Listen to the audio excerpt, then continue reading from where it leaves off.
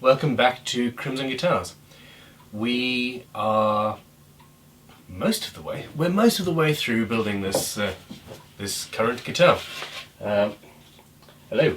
It is a Claro walnut body, solid one-piece figured piece of beautifulness, and we've got a three-piece rosewood neck with various bits of inlay and loveliness.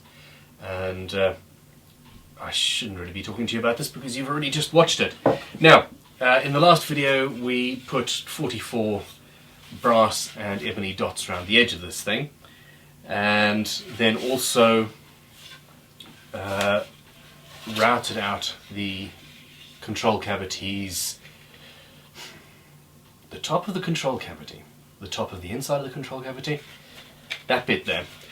I routed that on the pin router to match the carve of the front, and that's where we are. Now, basically, this is a guitar body, and it is a guitar body that is ready for fine sanding. Lots of dust. I've been putting this off a little bit since I've had a cold recently. Man flu. I've been dying. I digress. But yes, now there are a couple of little things. I'm going to be doing some carving and putting a name in and things like that. But for now, I am going to bring this body up to a point where I'm ready to, well, finish it.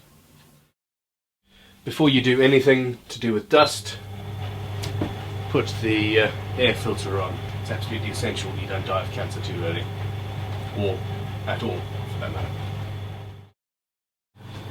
Despite putting the extractor on, I realise there's a non-dusty job that needs doing. That isn't particularly pretty and needs to be cleaned up before sanding begins. And basically, well, you can see what I'm doing. I'm using a nice little sharp chisel, and I'm just paring it away into a pleasing shape.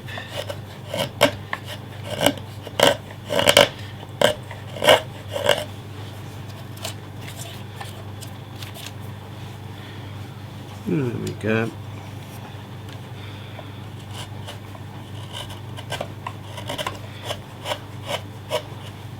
You've got to love a nice sharp chisel.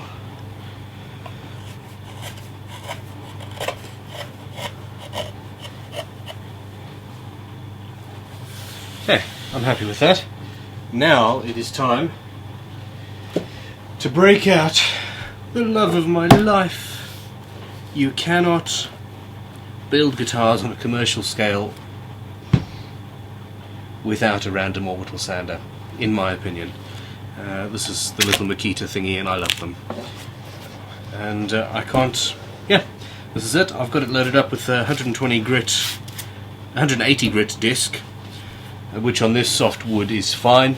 On most guitars, if you've got a hard maple top, for example, you really will have to start at the lower grits, 80 or 120, to get the sanding marks out from your, the carving marks from your angle grinder, if you carve that way.